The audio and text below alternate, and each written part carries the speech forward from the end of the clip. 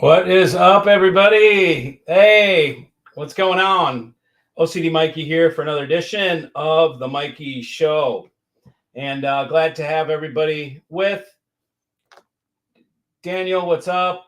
What's everybody saying? What's up? Namaste, Anand. Showtime, you know it. First time catching it live. Cool, Chase. Welcome, brother. Welcome. Yo, Mike, what is up? Jason in the house from Austin. That's right. Danny says, let's go. Hey, Mikey, what's up? Nick, good to see you, brother. Good to see you, man. We got, what do we got here? Whoops, where'd it go? Matt Marceau says, what's up? David Gilden, greetings from Fort Worth. The Fort Worth. Davey Vanucci is in the house from Onalaska, Wisconsin. Double A, Hi-Fi Tribe from Houston. Cool, man. All right. Osio, brother, how's it going? What's up, Daniel? Good to see you, man. Charles Kramer, what it is, man. Welcome. Welcome, everybody. So I got a couple things that are fun things to talk about or to show, really. We'll wait till things chalk up a little bit more. But what's the news? What's the news, anybody heard any hi-fi news this week? Any hi-fi gossip anybody wants to share?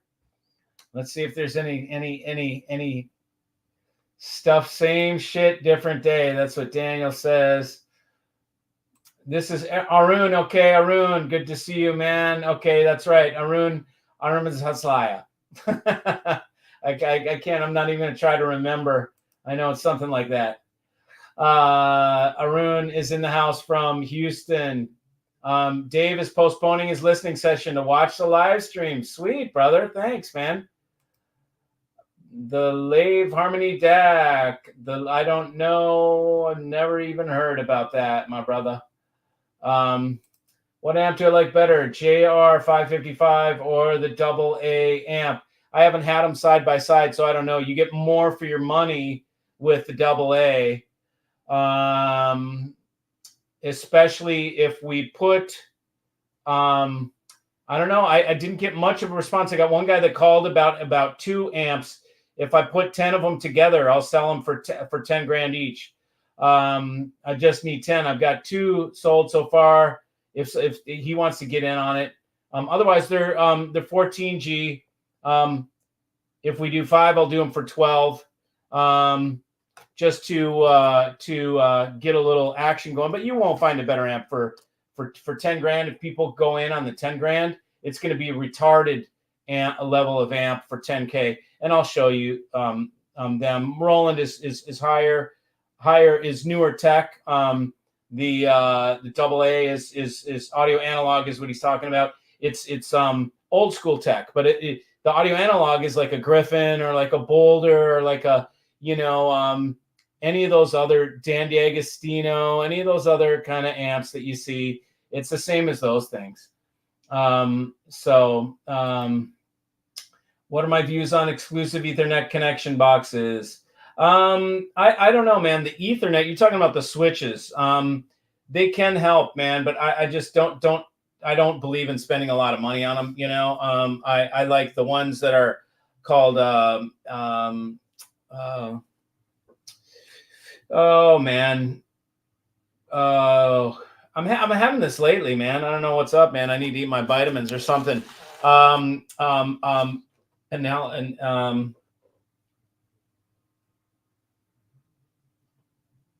Fidelizer.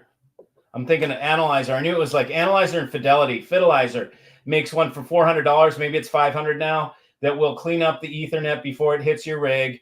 The idea is to filter the Ethernet before it hits your rig, and you can do that with any switch that you put right before your rig. So you just put a switch there, and you don't really have to split anything. You're just running it through a switch. But then people modify those switches or create the switches, and you can get better performance by cleaning up the Ethernet signal that gets whatever hash on it on the way from your router to your rig or whatever. So they do work, and I've heard them work. I just don't believe in spending a ton of money on them. After getting the playback design stack, and I know you hear me talk a million, I keep talking about it. But after that went in, all these little things became totally less important. It doesn't matter to me. If we can improve it, okay, cool. But it's like so far already that it's like I don't even, when people talk about improvements, I'm not really that interested. Because it's already so high that at such a high level that I'm like, you know, why look a gift horse in its mouth? Why it's almost bad, you know, karma or just selling. New DAC from Singapore, like Denafrips. Oh, okay. Not interested. Oh, look, we got a genius who's on here. This OCD guy. I'm fucking OCD Mikey. That's who I am, bitch. Just selling gear via YouTube. Duh. What, are you a genius? Like, you just figured that out? Wow, it's a genius. A genius figured out that I'm a dealer. Wow, it only says 11stereo.com every single time that I play a video. So whatever. Old Krell is great stuff, man. Old Krell is terrific. The only thing about Old Krell is it kind of can overheat sometimes, but there were fixes to them. If you just run like KSA 150 had some resistors right on the back of the front board that would get really hot. You can see where the board will discolor. All you have to do is put in some nice 5-watt resistors or something. I think they were like 2 watts or something. You put in 5 watts. You put in a heavier resistor and you float it off the board, meaning you solder it in, but you leave the legs long so that you can get some current underneath it and cool it off. Old Krell is great stuff. It just may need 1 or 2 mods, typically for heat. Hey, Victor, what's happening, man? He's our Hollywood guy, our Hollywood sound man. Some of these products seem so orchestrated. They totally are, brother. They're totally orchestrated business ideas. Like they plan on, here's how we'll hit the market. We'll do it on this date, and here's how we'll pitch it. And you know what's funny is the Liam is probably the same company. It's funny they call it Liam. They're giving it an Irish name to try and cloak being from China. You know, so they call it Liam, cloak that we're from China, and then make it at the same damn cash register company that makes Denafrips. I know about the Denafrips history, and it was a company that made cash registers, and they decided to make DACs. And so whatever, man, if you guys want Chinese pablum stuff that's regurgitated out, go for it. Some people really like it, you know. I'm not into it, man. You come here for OCD hi-fi stuff, not for the fodder. Cannon fodder. I call it cannon fodder. Thoughts on Lingdorf as a brand and their TDAI amps? Pretty cool stuff. I mean, I pretty much consider Lingdorf like lifestyle equipment. So it's like Bang & Olufsen or what's that other one, that really thin one? Oh, shit, from France. See, I'm doing it again. D, it's with a D. And I haven't seen it around much because it became a totally lifestyle product. They would show up at the shows and then they just disappeared. But they're really thin, like, and they just, it's a marketing thing, you know? So with that company, lifestyle stuff. So Lingdorf, I would consider, I mean, it's cool. They did some stuff with Steinway, and I've heard it before and it sounded pretty good and it's pretty, you know, so nothing bad to say about it. It's just kind of like lifestyle stuff. And I'm not really that into lifestyle audio. Trolls arrived early. I know, it's so funny. Enset is a gay troll. Okay, I guess so. Somebody must know who it is. Yeah, they are a concerted PR effort by the manufacturer, of course. They have embargoes before the YouTubers can post reviews. Yeah, exactly. Right. It's whacked out stuff. So here's the genius again. Here come the insults. Well, what do you expect? You're coming in like you're some genius trying to bust me for being a seller, trying to chop me off at the knees because I'm a seller. Everybody's a seller, dude. You're selling your airlines. We're sold everything on a daily basis. So to try and point me out as a seller, first of all, it's ridiculous. Okay. Because duh, I don't hide it. Like you're telling us something we don't know and you're asking for it. You're coming onto my show trying to give me shit about being a seller. Like my viewers don't know I'm a seller. All the people that are watching this have spent $20, $30, $40,000 with me, brother. So you think they don't know I'm a seller? They come here because I'm a seller. So you deserve, if you come in here throwing shade, brother, you're going to catch my cuff, okay? And that's all there is to it. You'll just get cuffed. And I have no qualms, dude. I don't work for anybody. Nobody pays me to be a nice boy on TV and any of that shit. So if you mess with me, I'm going to come right back at your throat, brother. So don't expect any kindness if you're going to come at me. Now, if you want to have some sort of intelligent conversation about me being a seller and you think there's something bad about me being a seller, then let's have an intelligent conversation. But so far you're coming in slinging shade, so I'm going to throat punch your ass. That's the way it works on this show, bro. So get used to it. Do you use Cat 8 for your streamer? I do. Cat 8, Cat 7E is what I think I use. Cat 7E. It's just I use the category cable that has individually insulated twisted pairs, 4 of them. I want the not individually insulated, individually shielded. So I want 4 shielded pairs with a 5th shield around all 4 shielded pairs. So whatever category cable gets me that's the one that I want. It's just an extra level of shielding. Hey, Anset, we love you too. Namaste. There you go, right? Thanks, man. Hey, Mikey, Professor Jim. Professor Jim, by the way, is a radio man. This guy knows how to do a ham radio so that we can all communicate when they take the cell towers down or when the cell goes out or whatever bullshit that, they pull one day, which is going to happen sooner or later. We'll all have our damn radios. We've got 2-way radios. We'll be able to talk on 2-way radios. Ain't going to stop us from communicating, right? It's the other thing why I always tell you guys, call me because, first of all, I like to talk to people to consult. And second of all, what happens if you can't get on the internet? Then what are you going to do? Email me, wait for emails? Bullshit. Pick up the phone and call. It's the best way. Dayton Hamvention. See, he's talking right about it. Dayton, Ohio, Hamvention. You should go. Cheers, man. May 17th and 19th, I will probably be in Europe. But I appreciate it, brother. Thanks, Jim. You brought it on yourself, Anset. Yes, he did. Or he or whatever. A network switch to, for sure, works. Like a 2.4. That's right. It does. It's like a little improvement. I grabbed a used Cisco Meraki on eBay for under $100. There you go. See, and is Cisco, is that even a modified Cisco? Is it just regular Cisco? And look, the airline salesman tells us goodbye, powder poofs. Clearly not in English as his first language, but that's all right. We still love you. When did you get that banner, Mikey? It's killer. Thanks, Nick. I got it for Capital Audio Fest. I put this one. I cut it off the banner. I had a banner. I decided to destroy it, and so I could hang it behind me. Otherwise, it was too long. I got it for the show, and I had that hanging over the edge just to let everybody know that the black sheep was in the house. Anyways, so it was fun. Dayton Hamvention is the largest in the world, 35 to 40,000 attendees. Okay, that's cool. You gotta love radio comms, man. Hi-Fi Rose, great stuff for the dollar, I guess. There's a bunch of little neat products. They're little kitschy, kind of cool, things that do freaking everything. It's like they're all about features is really what they're all about. They've got marketing figured out. So they're all about features. I've got one, somebody had a, what is it called? An Eversolo that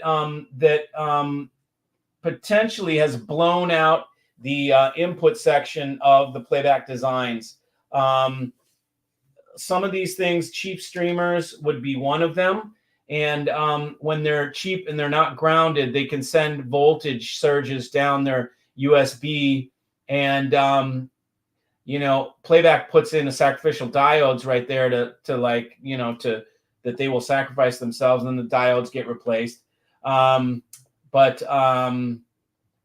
so I don't know. Beware what you buy. Don't go too cheap, I've talked to many people that have the Hi-Fi Rose. It's all right stuff, It's good for the money. Check out Korf Audio when you go to Munich. Alexei Kornikov owns it. He's from Austria. Very cool audiophile cat. Tell him I said hello. Okay, man, for sure. Will do. I'll check it out. Oh, did Anset's feelings get hurt? Too damn bad. Yeah, he doesn't know the group he's rolling with, man. Look, we're great people. I'm a good person. I'm a nice guy. I'm a friendly, nice guy, tree hugging, anti-war, loving humanitarian hippie, basically. But I just don't take shit. I'm not going to sit and take shit from people that think they can come on and be trolls. You guys know that.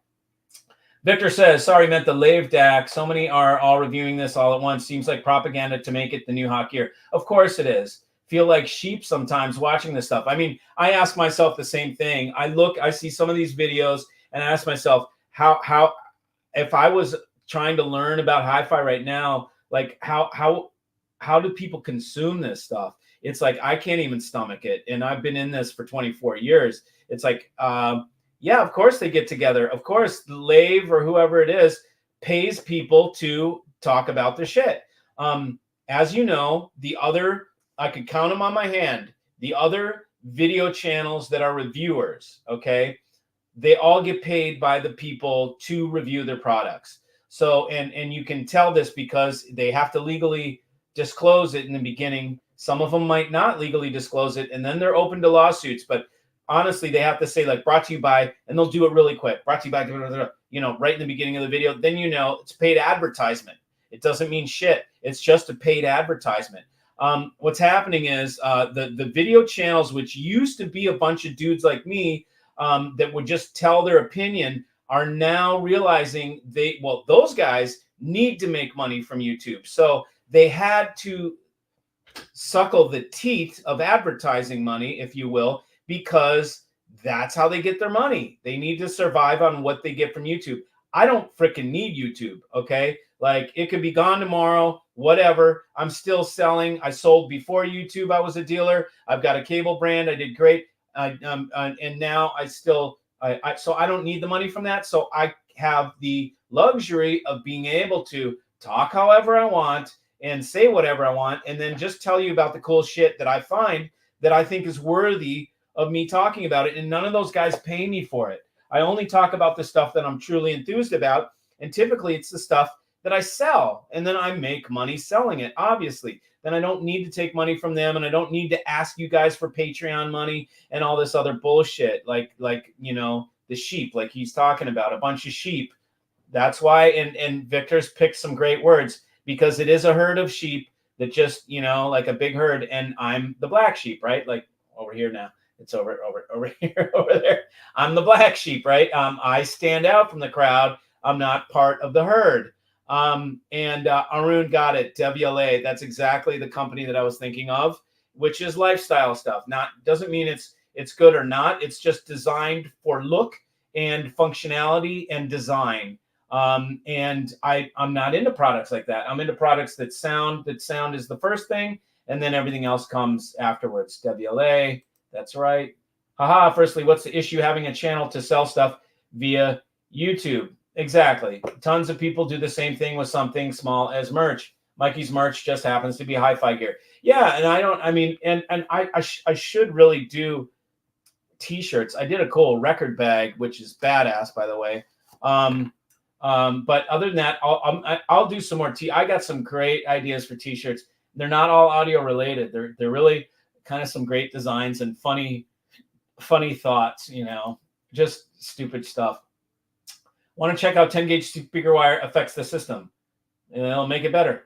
Does CCA give approximate example to OFC?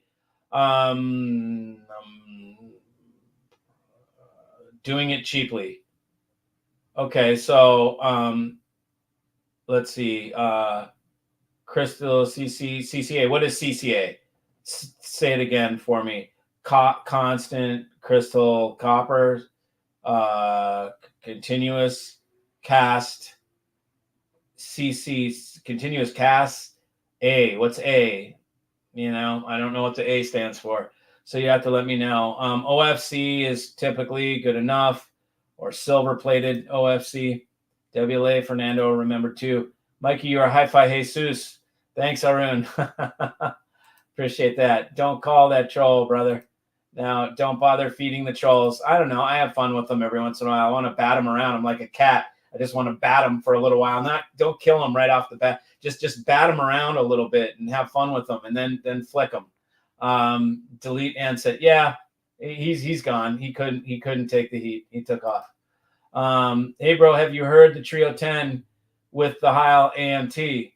The Trio 10s with the Heil AMT. No, I have not. But I have a customer that has the AMT. Not the Heil though. He's got the Bema. So yeah, I mean, I guess they just keep trying different drivers to try different stuff.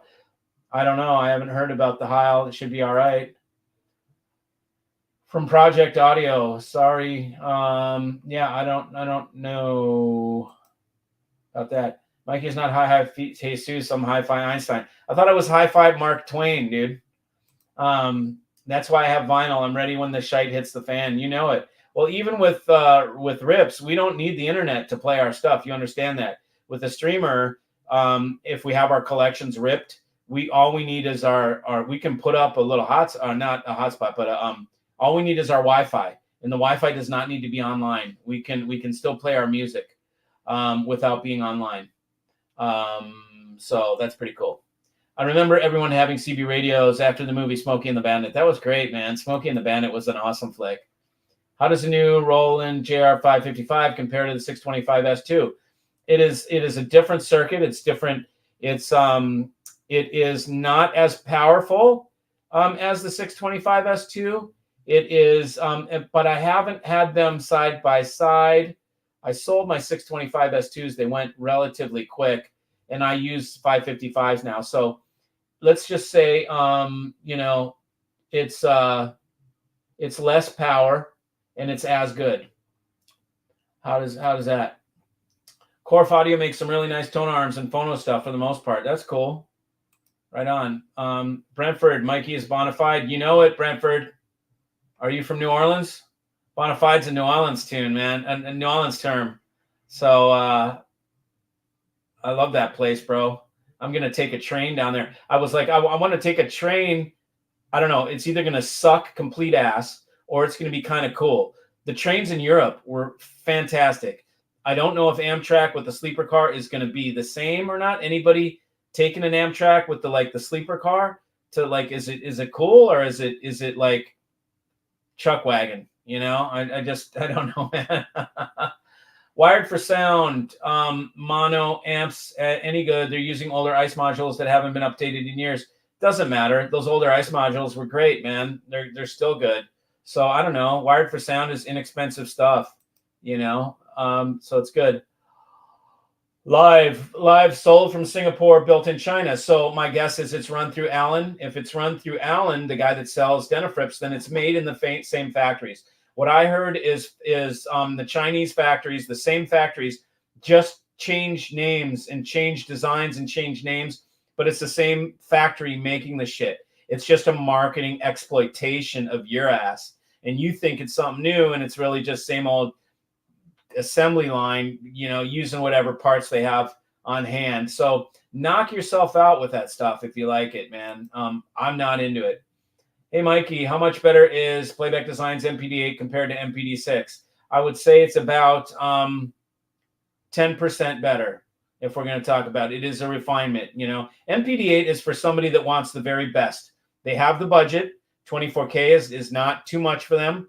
And they just want the best. They just want to know, I never have to second guess anything about any DAC ever again or playback. I don't have to think, oh, should I have gone for the 8 and not the 6? It's an open and shut case when you buy MPD8. When you buy MPD6, it can be for many people, but everybody that's bought a 6 from me upgrades to the 8 eventually. They buy the 6 and then they trade me back the 6 and then they go to the 8.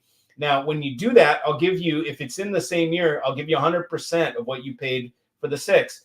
If it's after a year, then I'll give you 80 points, which is still great. You can trade it to me 10 years down the road. I'll give you 80% on your dollar. So you never lose more than 20% when you buy from Mikey.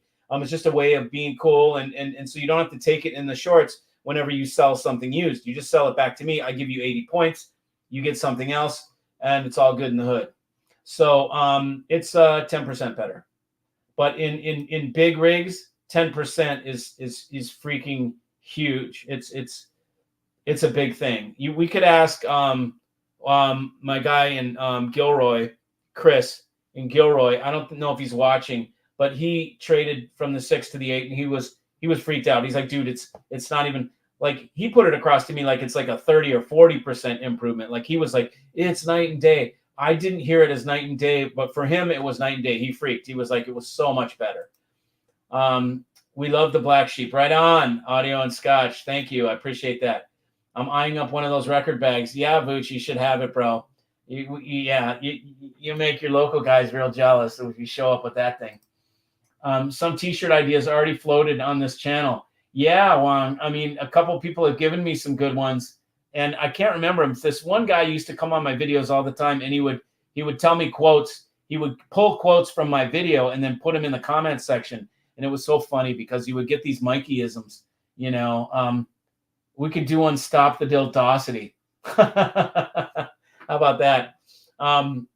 Yeah, don't be a global dick. There's the other one. Don't be a global dick. That is great, Wong. I think I should do that. That one could be, it doesn't even have to do with audio, but don't be a global dick is good. Yeah, that's good. Copper coated aluminum. Are you kidding me? No way. CCA? Hell with that, bro. What are you talking about? That's the shit they put in the walls. It's horrible, dude. You don't want that. No. N-O, no. Yeah, so that would be a good one. Mikey, do you think an 18-watt SET 211s can drive entry-level Karmas? I hear they like power. Probably not. I don't think they go together. 18-watt set 211s is a killer amp, but you need to properly match that thing. Yeah, you need to properly match that. You need speakers that are 95 dB or better. You know, yeah, I would want speakers 95 dB or higher. Can you tell the secret regarding DIY audio cables, material, insulation, geometry? There is no secret, man. It's easy. And then there is no secret. Just use good materials. That's the secret. The secret is there is no secret. And then everything else is just marketing bullshit, right? Trust me, I've done it, you know. There are a couple things that make things different. Like I use foils instead of round wire. That makes a difference. You know, if you use good insulation, you can use good vibration remediation, vibration enhancement, not a vibration enhancement. What's the word I'm looking for? Vibration reduction materials, right? Shielding can be good. Sometimes it's good in interconnects, not necessarily good on power cables or speaker cables. And use proper gauge, use pure metals, use proper geometry, you know, twists. It's really not that big of a deal. You don't need to trip on it. That's the bottom line. You don't need to trip on your cables. Trip on your gear, not on your cables. Trip on how you're going to afford or get 24 grand to buy the killer DAC or whatever the DAC. Maybe it's 5 grand. I've got a sick $5,000 DAC. You know, trip on that, but don't trip on the cables, man. I mean, I can take in my rig, I can throw freaking Mogami in my rig, and it's still going to blow your mind. I could throw in shit that I buy off Amazon. Maybe I should do that as a video someday. Buy the $20 RCAs off Amazon and then show you my rig still kicking ass, just to show you guys. Like the cables, yeah, you can enhance it a little bit, but it doesn't make or break the rig. It shouldn't make or break the rig. And that's a problem because a lot of times, more than once, I've been to dealers or people's place and I've listened to a rig at a show or whatever, and I've listened and I've gone, sounds a little sharp, sounds a little whatever. And you don't know how many times people have told me, it's the cables. We're waiting on the proper, you know, analysis cables that match the amp and the speaker. It's just a crock of shit. I'm like, are you actually telling OCD Mikey that you don't have the right fucking cables, that the cables are going to make your rig and that's going to fix everything? Is the freaking speaker cables? You guys are nuts, man, if you're buying that shit. If you're buying, like, you know, accepting that to be truth. What it means is the dealer's trying to sell you fucking cables. That's all there is to it. They're telling you that it is crucial that you have this certain cable, which is a crock of shit. And take it from, I'm a cable maker, man. That's my first skill in this industry, is making cables. And I've been around long enough and tried the most esoteric level designs, the most esoteric materials. I've bought from laboratories, nano graphene and nano silver platelets, and mixed them into carriers, and then painted them onto things, and mixed them in polymer mixes that harden in epoxies and shit like that. And yeah, you can change the sound totally. But nothing trumps having a kick-ass DAC or a kick-ass amp. That's the best thing you can do, is just buy higher up. Skip the Chinese bullshit, man. Just skip it completely. You can get Stone monitors for $4,000. You get a Jeff Rowland 125. Okay, look at this thing. Like, I don't know if you guys can see this. Okay, but okay, look at this side. You see that line in the front? Okay, let me go inside. Can you see that this is machined aluminum? This is not plate put together. This is one big ass chunk. Let me close this off. This is one big ass chunk of aluminum. Okay, and it's milled out. So this started as a brick, and then they come in from the bottom, and a machine gets all that material out. It drills down a CNC, and it plops down. You see the thing go, and then it goes, it goes back and forth, and it removes all this material, and you've got a freaking block of aluminum. Okay, this thing's only $4,000. Look at the switch that's in there. Can you see that front power switch? Look at the back of it. Do you know how freaking heavy duty that is? Do you see that there are screws on back, like set screws, so you don't solder? Do you know how overkill that freaking button is? This is a button that goes on a $100,000 amplifier. Now, just to show you guys something, okay, because now you got me rolling. And hey, Shane, good to see you, brother. I'm going to add something. Okay, look here at this, okay? What we've got here is we've got the Mola whatever amplifier, okay? I don't even know the name of it. Does it say it up here? Persa, whatever the hell. Okay, so here's a Mola amp that they sell for $10,000 freaking dollars. Okay, now here's what I want you to recognize here. Okay, it's a single board architecture. Okay, so that means this is the power supply on this side. You see this gray this ground trace right here? This divides the board, okay, with a ground plane between the power supply on this side and the amplifier side on this side. But it's put on one board, okay? Why is this done? Because it's cheaper to manufacture. It's easier to install. All they have to do to build this amp is built in like 15 minutes. They drop a board in, they screw it down right here, right there, right there. They screw it down, they put in the input card, which is right here. And this is the input section where you got RCA inputs. And the inputs go right here. You put that in, you just bolt that on back. You put the output binding posts on, you stick the wires on. They have headers on here. They just clip onto the board.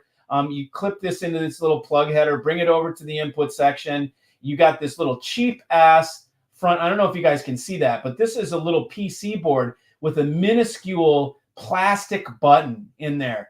I'm going to come show you the Jeff Rowland button again. This is a $10,000 freaking amp. It's a Class D, but look at what they're shoveling to you guys. And now Mola is so fun to say, isn't it? Mola, and they've got all these creative names. And Stereophile and whoever else, this is Absolute Sound that we're looking at right here, just croons on it because these guys pay for advertising, and it's just one big shaft to the customer, okay, in my opinion. We look here, and you can see these screws. See these screws? What this means is there's a bracket right here. This is a bracket like an angle bracket that holds two pieces of aluminum together. So this is plate metal with rounded corners. They have maybe either corner fitting that goes in there, or this piece is an extrusion that comes on, and then you just fit them together. There's a little seam right here. There's a little seam right there, or it's right here. There's seams, and these are plate and it's all screwed onto a bottom. Then they put the top on, and they make these things very fast. They could probably make 500 or more in a day, and they sell it for $10,000. Okay, so now we look at the Jeff Rowland. Okay, so let's compare this. Okay, it's a small. Okay, we're going to compare this milled out of one block of freaking aluminum. This is about 15 pounds. Okay, And I showed you the aluminum. What else is interesting about this? Okay, you see that black line here? Do you know what that means? That means they had to anodize this part. It's the same piece of metal. Okay, you want to tell me how they anodize? They clear anodize this and they black anodize that? How do you pull that off? You want to tell me? Okay, it's not cheap shit. Dude, nobody does this. People will do all black or all silver, and then they'll put a black side plate with the silver front plate because they have to. This has to go in the same bath, and there's a line on it, man. That is not a face plate. If I show you close, it is just a groove that is machined in to a block of aluminum. Let's see. Let me pull it like this. To a block of aluminum. Look at that beautiful brushed finish. That is a fine brushed satin finish on the side. And it's radiused around the edges. And then look at the machining on the top. Look at that beautiful fly cut. Can you see that? Okay, you can. I know it's got fingerprints on it and whatever, but that's a beautiful. If it's almost a scallop, if I run my fingers around it, I can feel whoop whoop whoop whoop because it's a scallop. It's actually machined. That's not that is a machined finish. The same with the front. You've got a machined finish. This is sick level manufacturing, but people are too stupid to understand it. All they do is go, oh, it's just a pretty box for $4,000. They're just so stupid. Their head is up their asshole. You know, I mean, this is a guy who has pride in his product, who has a loss leader. He doesn't need to sell stuff for $4,000. That, you know, I mean, just think of the margin for the dealer and then him and what he ends up selling this for wholesale. It's ridiculous. Look at that switch. I'll show you again that front switch. Can you see the front power switch? It goes on. It's made out of stainless freaking steel. That's not freaking plastic. It's stainless steel with set screws on back that hold the wires in. That is nuts level button. Okay, why does Jeff do that? Because it's never going to break. He's never going to have to repair it because that shit is like NASA level, right? Okay, and then inside, on one side, over on this side, this is a B&O ice module, okay, which were great. That's why when someone was asking about the, the ice older ice modules, I'm like, they're great, man. They sound great. 250 ASX2, commonly known as the best sounding ice module. Again, 250 ASX2. Now, I don't know if that's still the one, but I remember when we were making these and when I was making Class Ds back 10 years ago, maybe it was less, 6 years, 8 years ago, 250 ASX2 was the best one. We always knew it sounded the best. Okay, and then over here on this side, we have the power supply. Okay, so this is a power supply that powers the board. Now, as you notice, it's on a separate board. Okay, it's always better to have the power supply on a separate board, in my opinion. Okay, because you're separating it and you're isolating it in some way, at least from vibration, from the amp board, because the power supply board can vibrate. It has very, very small vibrations. Now, if you look at the input card, remember how I talked about the input card? Okay, so Jeff Rowland's input card is this part here. This is where the RCA and the XLRs in the case of Jeff, because Jeff does balance design. Now, if you look on there, what can we see? Can you read what that is? You can't really see, but you see those big metal cans that are on there, those two metal things? Those are Lundahl of Sweden input transformers. You know what those things come on? They come on like the $50,000 MSB mono. Jeff was the guy who, this is part of his trademark thing, is Jeff always puts input transformers on the input. That's part of what he does with everything. You kind of see Lundahl of Sweden on there. Nobody does that. You're never going to find in a million freaking years a $4,000 amp that is carved out of a block of aluminum, that has a dual anodize without a faceplate, that has a switch like that, and that has fucking outputs like that. Look at the Cardis outputs, man. Do you know what those are? Do you know how those work? Okay, and then input transformers, Lundahl input transformers. Show me a freaking $4,000 amp that has Lundahl input transformers. There's no freaking way. This is $4,000, okay? $4,000. Yet what we got with and this is not known. Jeff is not pimping his shit all over the front pages of shit. He's not paying for the advertising. He's not milking and giving, the reviewers. But you know who is milking the reviewers? These guys, okay? And what do you guys get for that? You get a $10,000 amp that is bolted together, that has, it's a single board architecture with a little cheap ass input board, probably $15 input card, You know, it doesn't have transformers on it. Definitely doesn't have Lundahl of Sweden on it. You know, these are like Furatech outputs. So the outputs are okay, the binding post, you know, but I mean, it gives you an idea of the differences, you know, and I've told you guys repeatedly about Jeff Rowland. Some of you have got it and bought Jeff Rowland and are still using it and keep calling me to tell me how freaking great it is and how thankful you are. But these are not going to be available forever, you know, and you're not going to be able to get something built like this for that amount of dough. You can find these sometimes used for like $2,500 or $3,000. The most retarded deal you'll ever have. 125 watts per channel, you know. And they can. Could these be bridged? I can't remember. They can. That's right. You can bridge these. You see that. And the other thing too. Look at the nomenclature on back. You know, this is like this is a heavy duty level. It's not just some cheap ass printing on there. It's really nice. It is a silk screen on this one, but it's raised. You can run your finger across it, and all those letters are raised. It's got a remote switch right down there. You see in the middle is the bridge or the mono. Right there, stereo or bridge mono. I'm trying to make it focus. You have your serial number, remote start on. You got all that. So it's high level, man. It's built like his big shit. That's all there is to it. But meanwhile, we got jokers like this. This is all you hear about. Mola mola, mola mola. And for 10 grand, this is what you get stuffed down your gullet. So, hey, you know, I mean, it's nothing new. These are things that I've been telling you about for a long time. And I'll keep bringing stuff to you. You know, again, that's what I do. So, I know that was a long response to the question. Can you tell me the secret regarding audio cables? When I'm in Munich, say hello to Michael Holtz, owner of Listening Room in Maryland and probably the largest dealer of Magnapan. Yeah, I know that guy. I met him. He's a really great guy and a good friend. I got an email from Wendell today saying that he liked one of my videos. So that's pretty cool. I love Magnapan. I have my Magnapan. Where's my Magnapan hat, man? It was in here a second ago.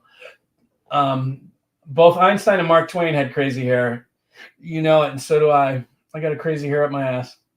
I have a 4K non-OCD Mikey system. Good, not great. How much would I need to spend on a Mikey system to blow my mind? Well, let's see. Let me try and see how inexpensive I could do it. Well, the most solid way would be to do one of those little amps that you saw for 4K that I just showed you. A pair of the speakers for 4K. Those 4,500 for the Stone monitors from Fisher & Fisher. So that's 8K. And a $5,000 DAC pre. So that's 8 and 5, 13. And then you'd need whatever streamer you want. You could even use Bluetooth from your phone because it has a Bluetooth module. So you don't even need to buy a streamer. So that would be 13 grand, say 14 grand in including the cables, you know, and then, you know, so 14K, you know, something like that. I could squeeze something out for less, but I'm talking about something that you're asking to blow your mind. So I could do something really great for less, but it's not going to be something that makes everybody like jealous and whatever. And I don't say that from a show off standpoint. I make that from, I say that from the standpoint of, I guess jealous isn't a good term, but make people envious to some degree. Like you will set them straight. Other people that think they're into hi-fi, when they come to your place, they'll be like, oh, fuck, I guess this guy really knows hi-fi. I get that. You know, it's funny. People, Big John, you guys know Big John. I don't know if he's watching right now, but Big John came when I first met him. He was telling me, but oh yeah, I'm totally into hi-fi. I'm an audiophile. I got Martin Logan's, and he started going into what he had. And I'm like, cool, man. I'm stoked for you, dude. That's awesome. You got to come over and listen sometime. You know, I got a rig at home. And he came over, and I remember he came over and I stopped him at the living room system before we went into the big rig. And he shit his pants on the living room system, which at the time was Trio, Pure Audio Project Trios, Stello, DAC. The amps were 300B Western Electric 91A clone amps.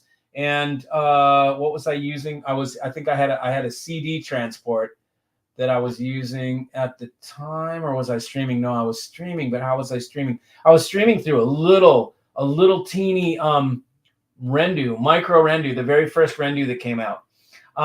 He was shitting his pants. He couldn't believe it. And then we went into the big room. So, anyways, that little system that I just described to you would blow your fucking mind. It would be like, oh my God, dude. You wouldn't need to ever buy another system. Let's put that. It's good enough that it could be your first and last system at 14 grand. And to say you could have your forever system for 14 grand, that's a mouthful, man. That is a real mouthful. Good evening or good morning from Manila to the tribe. Right on, dude. So jealous, man. You're eating so well. He's getting all the good food while we're eating frickin' McDonald's and shit. We're eating Marmite over here. We're eating frickin' Vegemite, and he's eating Ponset and adobo. I'll see you, Shane. Good to see you, bro. Are those Mundorf ribbons in the Fisher? They are. They're custom Mundorf ribbons. I had an embossed record bag from Mikey. If I had an embossed record bag from Mikey, I'll have the ultimate bragging rights. I have to climb up his clientele ladder, but it's worth it. No, you don't, man. The record bag is $400, man. Anybody can afford it, or $450. And it's way worth it. When you see this freaking thing for $450, you're just, I'm not clearly not doing it for the money. It's just, I'm doing something cool because nobody else is doing it. So I'm doing it for you guys. It's a complete gimme. And when you get that thing and you look at it, you're going to be like, what the F, dude? What the F? You too, Daniel. Took the train from Hartford to Oakland in 80. Wild times. Yeah, man. Rode in a sleeper 50 years ago. Okay. Mikey, good talking to you, man. Yeah, Lowell, good to see you, brother. Right on, man. Oh, Lowell's the newest buyer of the MPD-8, man. He went on the list today. He's the 7th guy on the list or is it 8th? You see 1, 2, 3, 4, 5, 6, 7. Holy shit. You're number 8. You're number 8, brother. Lowell, I got to put Lowell on the list. I've got the whole list here. 8. Lowell, you're number 8. Lowell. Jeez. Yeah. Okay. Anyways. Yeah, man. It was good talking to you. Good catching up. Larry Danner, what's up, Larry? How are you, buddy? Heard DCS Rossini Apex last night, which will be on my channel in a big rig in Manila yesterday. It's pretty close to the MPD-8, but playback is still the king. Yeah, totally. We did a Rossini Apex the other day and did a comparison, and it's the Rossini, at least over here, was too sharp. It had that edge on it. It was too toothy. It wasn't as silky and sweet as the playback is. They are better. The sleeping seat, that route is mostly swamp and wrong side of town. Go over the Rockies, better scenery. Yeah, but I mean, I don't really want 4 days on a freaking train, man. I want like maybe 12 hours, and it's 12 hours from here to New Orleans. And so, if I was still drinking, I'd be just like, party, man. We're just going to get loaded the whole time and party and then, get to New Orleans and keep the party rolling. But I don't do that anymore. Yeah. Alcohol plus Mikey equals bad news, equals handcuffs. Dildosity. Yeah, I know. Dildosity is the best, dude. Remember Susan Powder? Stop the insanity. That blonde haired chick that used to say, stop the insanity on the TV show. Stop the Dildosity. That's what we'll do a t-shirt. Stop the Dildosity. And then maybe on the back, we say, on the front, it says stop the Dildosity. And on the back, it says don't be a global dick. How about that? That would be a good one. Rock Mikey, late to the party. What's up, Rich? Rich. Okay, so everybody knows Rich was the guy that was in my recent video that came over and listened to the new setup with the 570 Fishers. And that people were like, where's the bass? I'm like, dude, don't you understand you can't hear bass on YouTube? It hasn't clicked in your mind that YouTube only probably goes down to 50 hertz maybe, or 40 hertz. Definitely doesn't do 30 hertz. The other day when I did that You guys don't hear shit. And in my room, I'm hearing 30 hertz at 104 dB. And you look down, and I showed you, we looked down at the meter and it was 104 dB. It's like, dude, just try and do 104 dB at 30 hertz with your speakers and your amp and see if you don't break something. I should not suggest that to you. I highly suggest that you don't try that, because it will cook your amp. It will overheat your amp. It might break the speakers. Your amp will clip. It's just not a good idea. It's not a good idea. I happen to know that my rig could do it because I'm willing to break shit. I can afford to fix it, but I don't suggest you guys do that. Be very gentle when you're playing low frequency test tones, because you will cook shit. Seriously. Black sheep shirt with Rasta colors. There you go, man. Right on. Rasta tie-dye. They stopped using aluminum in houses mostly. Yeah, I thought so too. Too much resistance. DCS is not close to playback designs. Different sound signatures, in my opinion. Yeah, it was. But I thought it might have been kind of close. It's a different sound signature, but it was, in a weird way, it's close. They sound very similar. In other words, the playback designs has every bit of like detail, but it's in a sweeter way. So it's close, but it is different, and it is greatly different. And it's so hard to describe how it's so close yet so far. Yes, do a whole rig with Amazon basic cables. Okay. Or Pangea. Yeah, well, I'm not going to buy anything that's $100. I'll just do the real shitty shit, like $20 cables, just to show you that the rig still sounds kick-ass. And then I can put my cables back in, and you'll be like, whoa, was a nice improvement. I have an 18-watt set Audio Note Tomei, which I pair with Audio Note field coil speakers. Sweet, which has 97. These amps have 211 tubes and a notch below the legendary 150K. Well, yeah, man. Why are you talking about Karma? You don't want to touch. Stick with what you got, man. You've got some great stuff. Or Monoprice. There you go. Monoprice. I could do that. That's cheap ass shit. Cryo treated. Yeah, my stuff's cryo. Anand Singh, bye. You are legendary. Anand Singh, bye. You are legendary. Do you know him, Anand? Anand Singh? Do you, Arun, do you know Anand Singh? So you must be legendary. Why is he legendary? Tell us the story, man. I want to know. Who's the legend? I took a sleeper car up the Cali Coast to Carmel. Okay, it was awesome. Great, man. Cool way to travel. Bring your girl, and you can join the local mile lateral club. Exactly, right? That's what my brother said today. Can you close the door and eat cookies? I'm like, yep, I'll be eating a cookie, all right. So yeah, funny. Okay. Oh wow, love Carmel by the sea. It is. It's beautiful out there, man. Pebble Beach. I went up to Pebble, and went up to again, man. Dude, I need to take my brain vitamins. Who has some good brain vitamin suggestions? I need some, because man, my vocabulary recall has been off, dude. It's cracked. It's cracked. I don't like it. Amtrak sleeper cars are pretty cool. Go for it. Okay, I'll try it, Vic. Camel toe by the sea is always amazing. You gotta love camel toe by the sea in a bikini, man. It's the best. Mike, I've taken a sleeper car across Canada. Amazing, and it's chill to do it. Yeah, cool. It sounds like, yeah, no rush, man. Soon come. $10K for an amplifier that looks like $500 in parts. Yeah, I mean, it shouldn't, I mean, fair price might be, $4,000 or something. And even that, but I showed you the Roland for $4,000, and it's so much of a stronger build. It's like, yeah, that one has more power. It's 150 watts instead of 125 watts. But look at the build of the Roland. It's sick, man. You can't mess with the Jeff, Daniel Miller, yeah, $10K for an empty box with a few parts. Pretty much, screw down a PC board, make it in 15 minutes, run it through the test bench.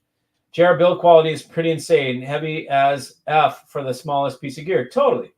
It's totally solid, dude. You pick it up. I tell people that for many people, this Jeff Roland 125 right here is their first foray into what I call the real high end.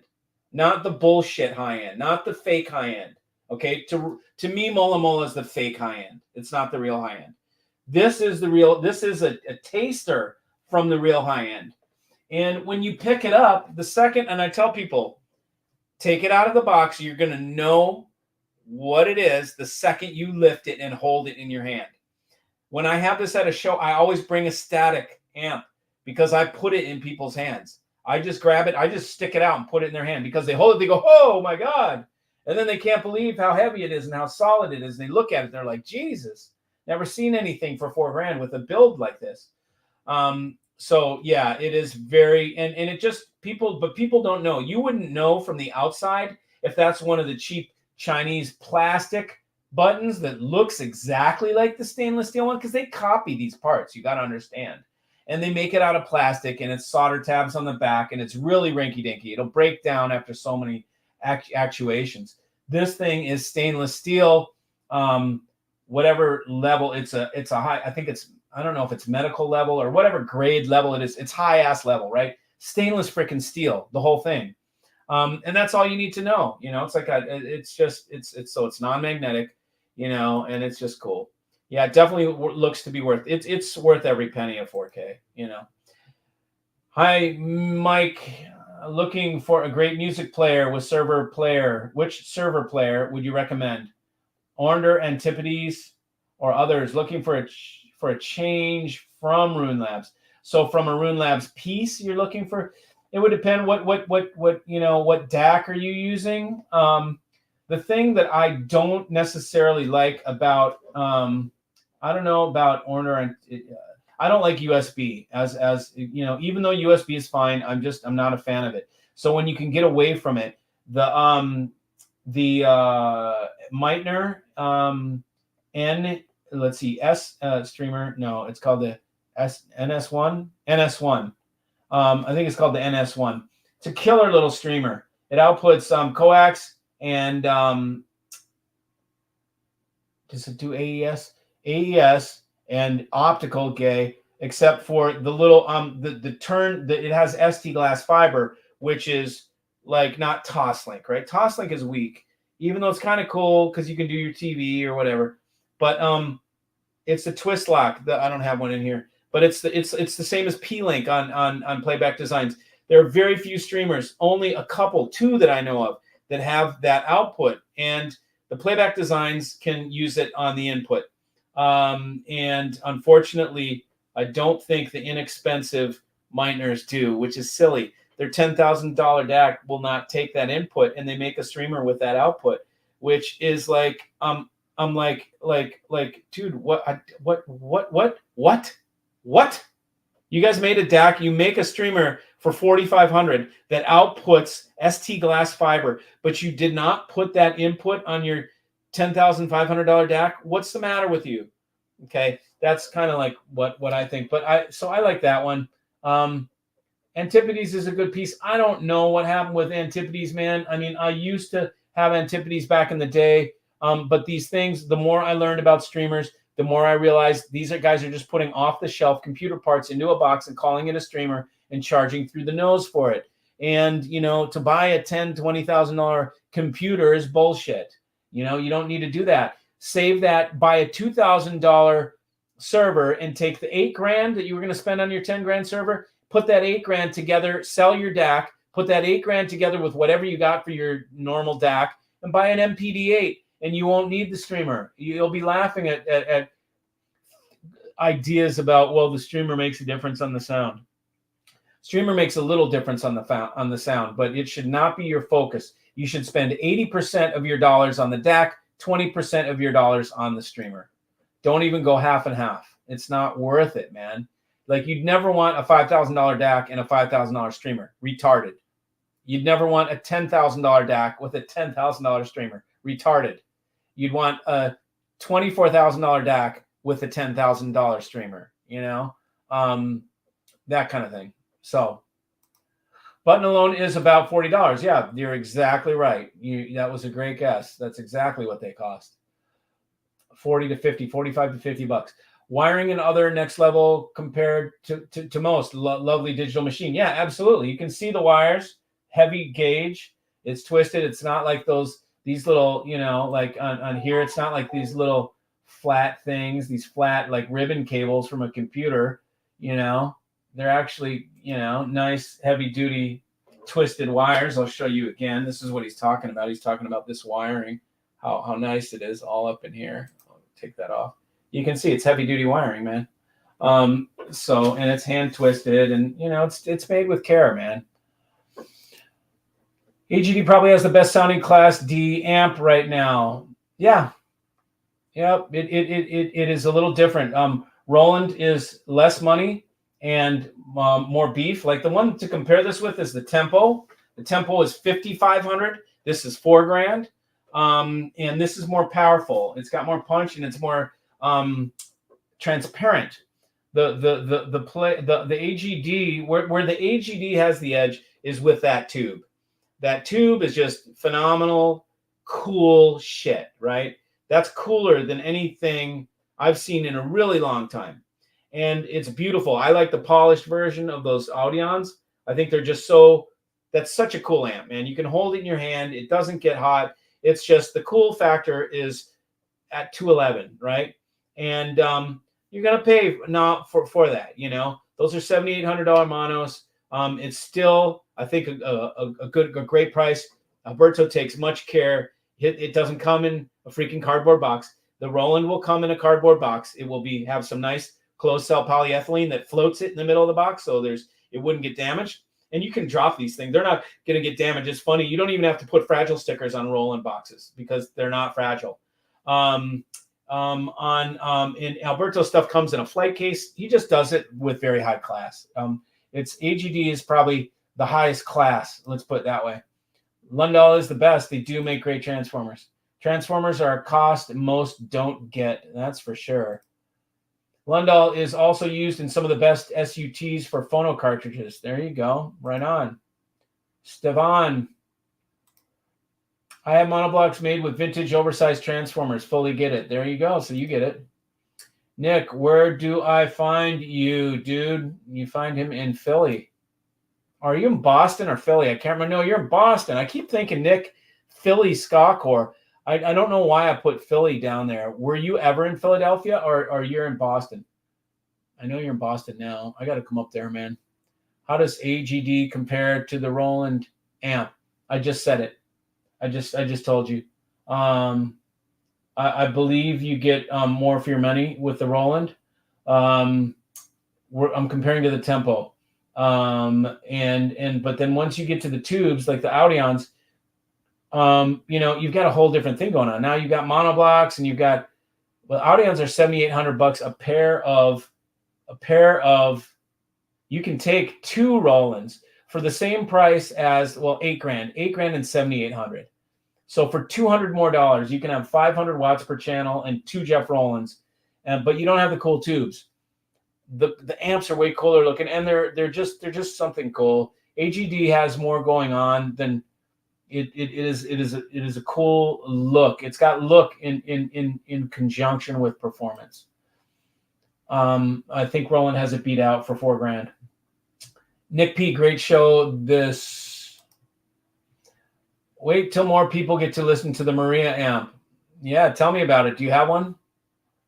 I'm still waiting for that smoke to clear. I don't jump on anything when everybody's, jizzing all over each other for it. It's like I'm off, man. I'm off. When everybody goes cuckoo for it and it becomes this little fad and everybody's talking about it. The camera guy's talking about it, and then the clerk from the store is talking about it and all that kind of stuff. It's like, okay, let everybody get their little panties loose out of the bind, and then I'll come in and check it out and then see what I think. But it could be great. I love Mark. I'll be in Italy. Maybe I'll go visit him. I pulled out 2 pairs transparent music link balance cable to test today. Yeah? How'd you like them? Thanks, Stevan. Appreciate it. MSN. Mikey, what's the take on DACs from Audio Note UK and Lampezator? So I know nothing about Audio Note DACs. I know nothing about them. I heard the systems, but from Audio Note, I kind of consider it as a full system. for audio note. I wouldn't really separate them out and put an audio note DAC with anything else. I get a real symbiotic feeling from audio note that you kind of have to put them together. Lampizator, to me is look, I love Lucas. Okay. I'm going to start by saying I love Lucas. I love Fred. I love Rob. I've known these guys for freaking 12 years. I used to provide the cables for the Lampizator room. I was a Lampizator dealer when they were young. And it was at the time one of my reference amps. I had the Golden Gate with really high level 300Bs and a rectifier, and I had the choke inputs and all that stuff on the power supply. Lampizator is very much an output section company. This is my opinion. What made them great and how they cut their teeth in the industry was making a wicked tube output stage, okay? And then they would source the converter from another company, and they would put that board in and then use their output section. And it was great, you know? I mean, it was absolutely terrific. At one point, I was checking out drums and the concussive dynamic slam of drums, and I was not getting it out of my Golden Gate. And I tried a Metrum Acoustics Adagio at the time, and the drums all of a sudden were so much better on Pink Floyd, The Wall. And so I sold the Lampizator because I like dynamic punch. And tubes don't quite have the ability to do transient dynamic shift the way that a solid state can. So after that, I pretty much lost my real feeling for tube DACs. Now, there's a couple tube DACs out that I've had that I haven't felt that. APL Hi-Fi was one of them.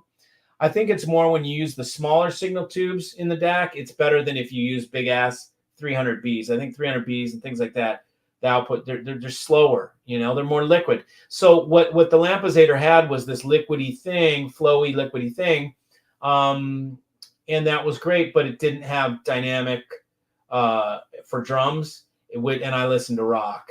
And so I eventually went away from Lampizator, and I found more comprehensive builds, things that were more from guys that actually designed the converters themselves, that did the math themselves. Andreas Koch, who invented SACD for Sony, you know, just this more higher level engineers that weren't into, I don't know what I'd call the output. It's like a tweaky, crafty output stage on the Lampizator. The Lampizator is it's like old school. It's a vacuum tube thing. So it's kind of like it's like an old, you know, Aston Martin or something like that. It's like an old car that's classy, that's kind of cool, but it doesn't have the performance of the latest shit, right? That's just how I see it. So I think there's value in Lampizator in that it's very classic, done in a very classic way, big capacitors, big tubes, big transformer, all bunch of shit in there, right? Whereas you know, it's all through hole, point to point wires and shit like that. Whereas you get into like the playback and there's none of that. It's like, yeah, it's got big power transformers, but there's like, you know, it's all surface mount, it's all high-tech design. So, and in a weird way, with the DACs, I have found that one common thing between my favorite DACs, when I look inside them, is my favorite DACs are always the ones that are not through hole. They are always the surface mount, high-tech level DACs. On amplifiers, not the same. When in the amps, through hole and big transformers and old school hand-wired shit seems to be the prevalent in the best amps that I hear, but not in the DACs. When I open, because I open stuff that sounds really killer, that like the best things I've ever heard, I want to see, what does this shit look like inside? How is it made? You know, let me see what it has that maybe I can relate to good sound. So I know next time when I'm thinking of getting something, I can look inside that piece and say, oh, it's got to build like this with all these characteristics, it's probably going to sound like the other one that looked like this that sounded really killer. And so Lampezator, I'm not interested in anymore because I'm just not interested in that type of product. I think they've really gotten expensive. With popularity, you get expensive. Lampezator, the top of the line, used to be $18,000, and it was, I don't know how much. Yeah, they'll claim that the new one's light year is different. They always do. Any company is going to claim that their new shit is totally different. Jeff Rowland didn't. Jeff Rowland, when he came out with the 555, he told me this is something based on like something I did 30 years ago. He said I used the design concept that I did way back when in the 80s, and I teamed it up with modern parts and components and technology that I've learned since then. So he did a rehash of an old circuit concept, which he calls, what did he call it? Inductive feedback. I can't remember what he called it, but he's got a name for it. Anyway, so yeah, so that's just my feeling on that. Bluetooth from your phone. Yay, it's convenient, man. Yeah, it's not the best, but you can't, do you want to argue convenience? Let's argue convenience, We all know Bluetooth sound is not that great. Duh, a third grader knows that. So I don't understand what your point is. You're trying to tell us that we don't know that Bluetooth, we think that's like okay, so here's what I think from this, Peter. It looks like you're trying to tell me that I think Bluetooth is great. Because you're laughing at it like you're the guy that's telling us that Bluetooth is stupid. It's like, we fucking know that. So this is why things like this is like, tell me, is that, and I mean, you guys, let's have an open conversation. Tell me if I'm reading this wrong. Am I like taking it wrong? But this is like Bluetooth. You're giving me shit about saying Bluetooth from the phone. Like it's something that we don't know isn't great. We all know it's not great, but it's fucking convenient, man. You can use your phone and go like this and not have to have a streamer. And with a great DAC and a great amp and great speakers, it doesn't suck that bad, bro. When you put a streamer on it, then you're like, oh, fuck, that's a big difference. But when you don't have the streamer and you're just using Bluetooth, you're like, it sounds pretty kick-ass, man. This is great. In fact, I did a video and I was like, this is great. This Bluetooth is awesome. Then I put the streamer on and I was like, oh, shit. Granted, $11,500 streamer I put on, but it was freaking nights and day, right? It was like, holy shit, like Bluetooth sucks. But that's only once you hear the $11,500 streamer. If you haven't heard a killer streamer, the Bluetooth on the phone is going to be super convenient. And you do it like that, and there's no cost to it. It doesn't cost you a Gay Rune subscription or any of that shit. It's just like, it's easy. So, whatever. So if you use Bluetooth from your phone, use an iPhone. It sounds so much better than any Android phone. Yeah, but I won't use iPhones, man. I'm not into the Apple cult. I'm not drinking the Kool-Aid. Why didn't Fisher & Fisher take off globally for the last 30 years? They show their speakers in Asia shows. It has to do with representation, and how aggressive a company is, if they're a family-based company. So like when I call them up, I talk to the guy and his wife, and it's like, and he's there at the shop and they're a family. So they're not interested in global domination. Okay. Just like Jeff Rowland. Why isn't Jeff Rowland all over the place? Well, because he was in the 80s. He did all that shit. And he's anti-establishment at this point. He thinks it's bullshit. The industry's bullshit. So he doesn't want to play the games with them in order to get plastered all over the magazines the way other companies do. Okay. And so Fisher & Fisher, they're not one of those companies. They don't want to be, have world domination. When you get too big, your quality has to get cheaper, okay? The more volume you make, the cheaper your shit must be built. In fact, when your volume gets to a certain level, you have to go to China, Okay. You ain't making 100,000, 500,000 of anything in the United States or in Denmark or in Germany or wherever. You have to go to China to get your shit made when you need 500,000 of anything. Okay. You got no choice. That's why, like, Audio Quest, sayonara, sucker. That shit's all made in China. Why? Because they can't make the volume anywhere else of that. They can't make it in bubble pack packaging for the rod, for the retailer store rod, pegboard thing that they slide it on, where they can vacuum pack it or do whatever and do all that shit. You can't do that when you have a high quality, a really high quality product. You need to do volume instead. It's one of the choices. It's either volume or quality typically. There is nothing that I know of that is high volume, that is high quality, that is highest quality. Let's put it that way. The best stuff, is made in small quantities. And right now, Fisher & Fisher is still the price of the high volume stuff. So, that's why. That's why. Thanks for my second system, says Dave Olson. You bet, Davey. AGD Avantes, Andante, yeah, AGD Grand Vivace, and the TAD CE1TX. Playing a junk source like YouTube Music never sounded so good. You know it, brother. Those TADs are sick, man.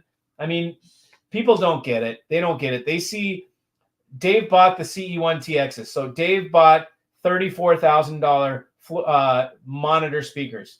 And he bought a full AGD system to back it up. Okay, this is the second system Dave bought from me. The system Dave bought before was over 100 grand. It was the SPA8 Playback Designs 400-pound amplifier, and the DAC and the transport. He put them with his vocals. He's so stoked. And I'll be there, Dave. I got to go to Munich first, and then I am coming. I've got people I have to see, man. California's calling, and I'm waiting on your shrimp tacos, brother. I haven't forgotten. So yeah, man. I'm glad that you love what you have, man. And thanks for your business. I really appreciate it. Irons up. Yes, Chris, what is up, brother? F&F 370 versus Opera Diva. Fisher & Fisher is going to be just a better sounding speaker. The Operas are great, but they're made out of, they're a typical box build. So they're MDF. They're beautiful. Don't get me wrong, man. I mean, the Operas are beautiful speakers and they sound phenomenal. There's just Fisher & Fisher's a higher level. It's stone, man. You can't beat a stone cabinet. And not only that, but it's slate. So slate to me is the best stone. It's better than granite. It's better, which is too cold in my opinion. And it's better than aluminum. It's better. It's the most inert. It has the best. It's a combination. It's almost like in between granite and wood would be like slate. It's got a certain sound. It's a layered stone. You have to realize it's a sedimentary layered stone. So it has certain properties that make it better for vibration than anything else, in my opinion. So Fisher & Fisher is, I have to shut up about it because I can't say enough good things about it. And I'm the guy that sells it. So when I keep, waxing poetic about it, I just don't think anybody's going to pay attention because, you guys either will get it or you don't. You either trust what I say, and I don't even have to get all goo-goo over it. I just say, look, it's the shit. And when I say it's the shit, y'all ought to know what that means coming from my mouth. When I say it's the shit, that means it's going to be better than anything you've tried. Okay? It means it's going to blow your mind. It means you're going to shit your pants or jizz your shorts, whatever you want to say. You will feel like you got your money's worth. Fisher & Fisher, you're absolutely going to feel that you got your money's worth. Mikey, do you use any subs in your system? Not today, but with the big rig, I do. But I don't need them with the Fisher & Fishers. But I don't have anything against subs. I like subs. Mike, curious if Yola Lab's still in business. Their website seems non-functional. What's the function? Are they supposed to you can't buy anything there, so I don't know what you're talking about. Rocky, let me know, yeah, not too sure. I think I'm there. They are still in business. To answer your question, my brain's going. It's an hour, 20 minutes. I'm gonna have to cut out soon. Microdosing is the way. Maybe that's what I need to try, brother. There you go. Here we go again. Join Mikey. Couldn't even have a combo with the guy who I bought from him 3 times and get blocked. Sad. Play it up, bro. Money is coming in. Make it work for you, right? I don't know what you're talking about. I don't know what you're talking about, but I'm a good guy. But if you are a jerk off, then I'm gonna tell you you're a jerk off. I'm not gonna suck your dick for your money. Okay. Sorry to be crude, but I'm not gonna I'm not gonna give you a hand job to take your money. If you are an asshole, I'm gonna call you out on being an asshole. It rarely happens. I get maybe one person a year that I need to like snip off. And when they start becoming trolls or start becoming, and I don't know, I mean, if you came on as another name, if I canceled you and you maybe made a new thing or something like that, I don't know. Couldn't even have a comment. Yeah, I don't even know who you are. Why don't you tell me who you are? You could not have bought from me 3 times and then got blocked. Prove it. Prove that you bought from me 3 times. Because I don't, if I know you, I don't block you if I know you. And if you bought from me 3 times, I know your ass. Because there ain't no strangers that bought from me 3 times. Handmade and made to order gear is misunderstood by many. It totally is. People just don't get it, you know? They I mean, it's hard unless you look inside and you know what to look for, you know? Most of the time you just don't get it. It's just everything is mass produced these days, most everything. Took me 3 pairs of Bose 301 and 300 watts to do 105 dB at 50 hertz, and Mikey show out with a pair of Fisher & Fisher 570 doing 103, 104. I made it to 104 at 30 hertz. Yeah, man, it's a hard thing to pull off. Charles from Puyallup, glad I made it here to say hello. Been chasing down shelves for my wife's art studio. Hope you're good. Yeah, man. Charles came on the other night on the other live stream on Sunday, and he bought the Opera. What were they? They called the Primas, the little guys, the monitors that I had, which are beautiful. And he bought them for his wife. He's gonna put them in his wife's studio, and they're gonna be awesome. You can tell us about them next week, man. I want a Weem Pro Plus streamer, iFi Elite linear power supply with the new OnTech DAC 07. Sweet, man. There you go. You're rocking it, man. Oscar, what's up? Hi from Sweden. Good to meet you, brother. I have an old PS Audio Perfect Wave DAC Mark II. How good is it versus today's DACs? Right in the middle. I'd say it's a 5 out of 10, you know? Somewhere like that. I'd say 5 out of 10. It's not bad. If you're happy with it, keep it. Nick and I sometimes jam some music shows together. Oh, really? Thus, I asked where I find him. We geek out on audio gear. Okay, cool, man. Do you play? Is that what you mean when you say jam some music shows? You mean you play too?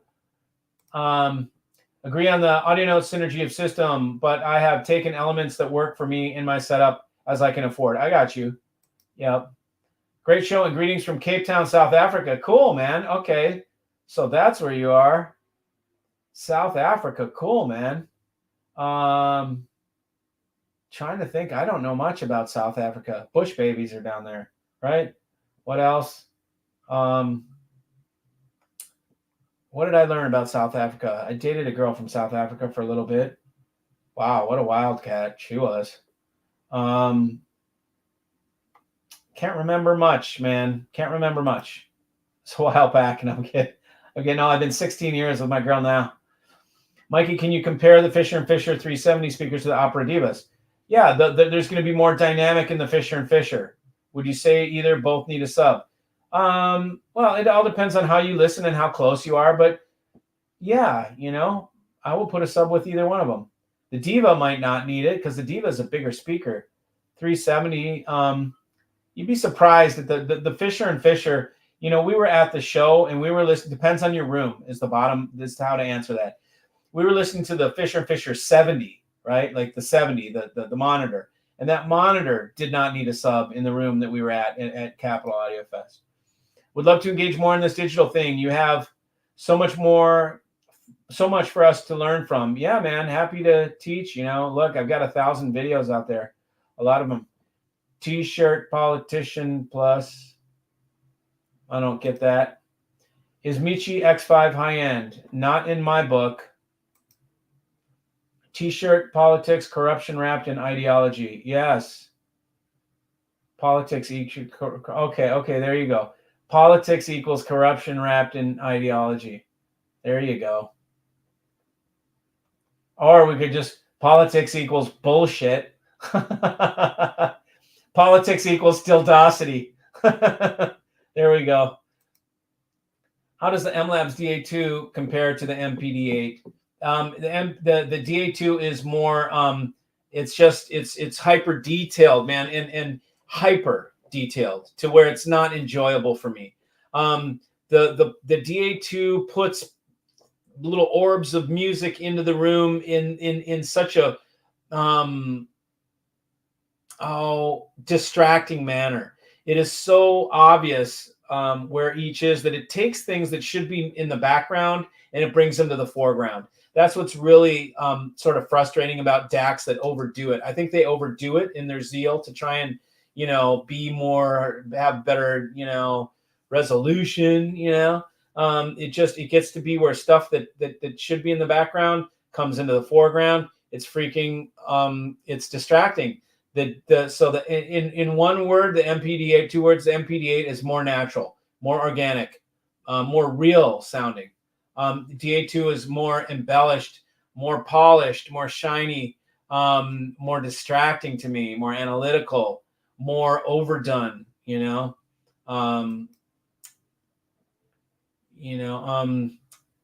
Android, nothing wrong. Yeah, I mean, the Android that I have, the Bluetooth that I have on that is on that DAC is like whatever the latest HD aptics, HD or whatever.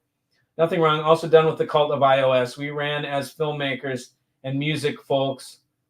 Everybody ran when Jobs passed. Yeah, that's too bad.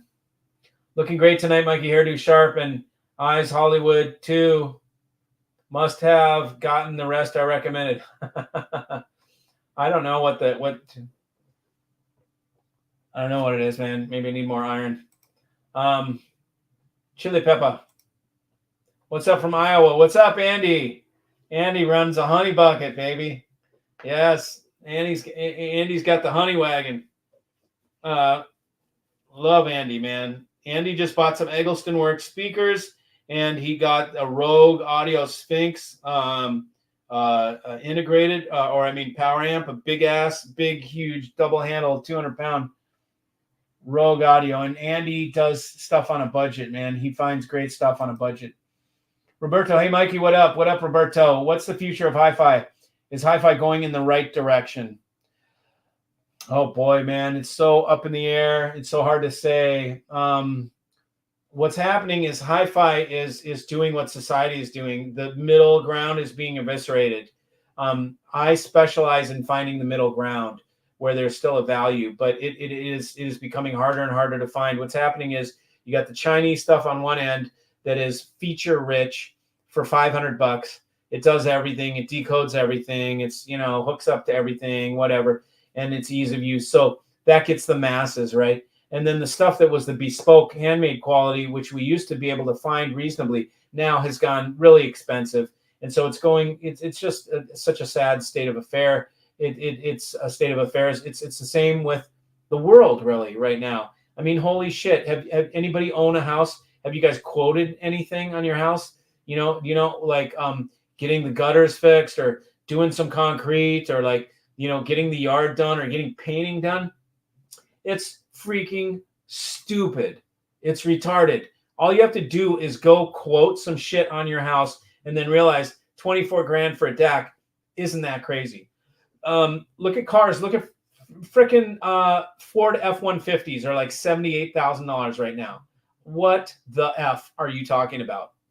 A freaking farm truck, that farm equipment that is now it's, popular and whatever. It's just the world is ridiculous. The same thing's happening with hi-fi. Hi-fi's splitting, and it's going higher on the high end into the ridiculousness, stupid world, and then on the low end, it's just getting mass-produced, shitified. You know, and it's not bad on the low end. It's just, it doesn't sound killer, but it does everything, and it sounds okay. So it's okay. So to me, is it going in the right direction? No, it is not going in the right direction. It never was since I started. Slate is superb regarding resonances. It is really heading to bed, but listening, Mikey. Thanks for a superb show. You bet, man. From South Africa. Have a great night, man. I got to go to bed soon too. I got an hour and a half. Is Jay from Jay's Audio Lab a good friend of yours? No, he's not. He's an acquaintance that I know from YouTube. Yeah, he's not a good friend. He's just an acquaintance that I know from YouTube, from doing hi-fi. I was down in Florida buying a motorcycle, and I decided to go by his house just to listen to his system and see just check the cred of the dude, really, more than anything. Just see this guy, you know, he sure talks a big game and he's got some expensive shit. Let's see how good it sounds. And so and when I went down there, you know, he's a good guy. Like, I don't mind the guy. I think he's a good guy. He became very much business, you know, which is great, man. He's growing his business. Some of the guys that I won't go into it, but no, he's not a good friend of mine. He is a decent guy, though. You know, I mean, I don't think there's anything wrong with Jay, you know, but he's not a good friend of mine. Mikey, my daughter got me on a great powder supplements. Which one? AG1 is a green supplement powder. I can have her send it to you or go online. Brain and body function improvement. Okay, cool. Yeah, as long as it looks like, first of all, as long as it's not made in China, because I won't take any supplements that are made or sourced from China because I don't trust them. But if it's legit, like tested, assayed stuff, whatever, and it's not the ridiculous stuff, just tell me what's in it. I'll look at what's in it. I have blue-green algae that I take along with some other things, and, you know, mushroom, reishi, and cordyceps, and like a lion's mane, like a 8 mushroom powder blend. But yeah, I'd love to hear about Danny. Larry, just tell me. Sorry about laughing about Bluetooth. I thought you were joking. Oh no, man, no, Peter. These DACs come loaded with Bluetooth. It's an option. Now I provide them. They cost me a decent amount, but I provide the DAC. It's normally an option. It's normally a $300 upcharge. I include it on my DAC, on the DACs, so that people can just quickly use something without having to trip on a streamer. It's a nice feature to have, just so that someone can quickly do something. They don't need to trip. They don't need to have, they can just plug it in and use their phone, and they got tunes right away. There's not many DACs. I mean, so I think it's a cool option. No, can we take it serious as high end? No, not at all. But convenience, absolutely. And the DAC is stellar. So it's the greatest DAC to have it with. Rachel, I can't remember. Rachel or Rochelle? I'm going to say Rachel. Anyways, I just bought a pair of JBL 4300 for bedroom. Got them for $3,000. Cool. JBL should rock. Usually JBL does rock. So you can rock out. Okay, so let me ask you. You got them for the bedroom. So do you listen to tunes when you sleep? Here's a question for everybody. Do you listen to tunes when you sleep? I don't right now, because my girlfriend can't handle she can't handle a freaking fan on. Like, I can sleep to house music, okay? And I used to, and when I was in high school, I'd sleep to the Grateful Dead every night. Listen to that, have happy Deadyland dreams. But, so I can sleep to music. So when you're in the bedroom, do you listen to tunes when you go to sleep or not? That's what I'm wondering. Anybody can answer. Watch a 2019 video, Bob Ludwig in his studio. He had Eggleston Works, yes. And cello amplifiers, yeah. Same as Colin Leonard, my local guy, has cello and Eggleston, same as Ludwig. Recognized by the brands because your live streams. Just want to say thank you. You bet, man. Thanks for saying that, man. Thanks, man. Appreciate it. Which are better speakers, Tad or Fisher and Fisher? Tad. Tad is a better speaker. Fisher and Fisher is a better value. It should be for $34,000 for a freaking monitor, whereas the monitor by Fisher and Fisher is $4,000. It's almost 10 times the price for Tad. It better be a better speaker, But for somebody, there is no better speaker for $4,000 than Fisher and Fisher. You can't start in the Tad family until you got 17 grand. For 17 grand, you get the smallest, cheapest, Tad speaker. Cabinet made in China, that kind of stuff. For $4,000, you get an all made in Germany slate, 1-inch thick slate, and then you could go with for $6 grand, you can get the floor standards that have dual 7s, so the value is with Fisher and Fisher for sure. And it's a killer sounding speaker. Tad is the premium product for the Ferrari buyer. That's what the Tad is. The Tad is the creme de la creme. Trolls are trolling the bottom of the lake tonight. Yeah, they sure aren't fishing for compliments. We won't let them take a chunk out of the OCD. It's all good, man. Cracking me up about South Africa. Invited anytime. I do have family in the U.S. too, man. Cool. Right on. Thanks, man. Yes, I own Daniel Hertz Maria 50 and other pricier amp stacks. I also spent a good amount of time in your room at CAF. Okay, cool. All I wanted to say is just listen to it. I think you will be surprised. It wouldn't be the first time that I'm surprised by a product that Mark Levinson has brought to market, I just am turned off when everybody's talking about it, especially the freaking bearded camera guy. By the way, it used to be Steve Huff camera or Steve Huff photo. He just changed it now to Huff Hi-Fi. So he's no longer associated with cameras. I guess Hi-Fi pays him better than camera does. But these are jokers that really are just, they come from, some are, they're I shouldn't call them joker because they're just like you. They're just like you. They're like anybody. They're like anybody that is, they're hobbyists, Jason, Audiophile Junkie, man, he was one of my customers. He's an audiophile, just like any of you guys are audiophiles. And he decided to make a channel and wear cowboy stuff, and be all, wear his outfits, and he's got his shtick. And so it worked, and Jay is a guy that was bought and sold used audio equipment starting from Best Buy with $150, and he worked his way up, and then he started working for dealers, and dealers started paying him to sell their used stuff. So everybody's like worked their way up from the inside, but nobody's had owned companies, and I don't know where I'm going with all this shit.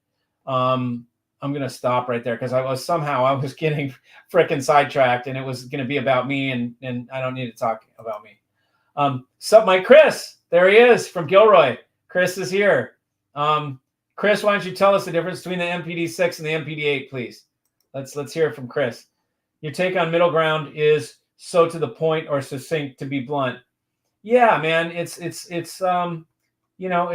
call it the Goldilocks zone, right? It's where the product is still a freaking value. It might be a little bit of a premium, but you're like, holy shit, what a freaking value. Like, wait till you see, I'm getting 650-pound speakers that are, the retail's 80 grand on them.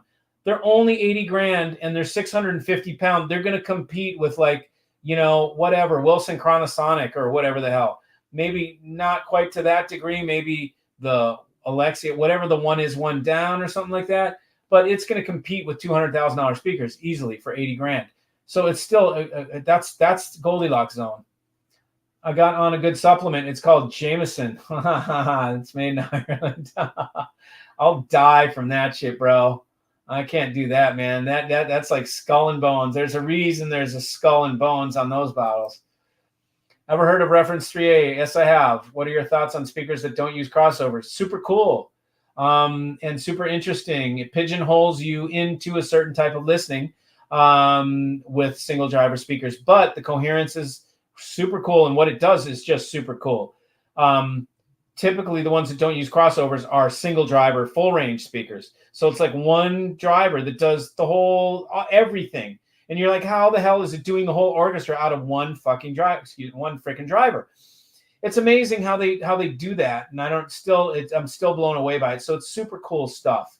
I love that, but I choose that for fun, not for my main rig. My main rig, I need to be able to crank rock and roll music and have the sizzle of that cymbal, that sparkle on top, mixed with the full mid range and tonality, and then deep bass that grabs you by the cojones. I sleep to orchestra. There you go. That's a good idea. I always sleep with earbuds and music on. I can't sleep well without it. I know. Isn't that crazy? I used to sleep to techno music, and I couldn't sleep without techno music on. Imagine that. I don't even know why, but at that point in my life, that techno calmed my brain. Didn't have anything to do with the speed.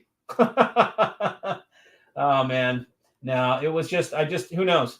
It's crazy. Nick, please recommend the earbuds that don't fall out. I need better. Cool. Okay, Esteban, yeah, I'll check them out and I'll let you know.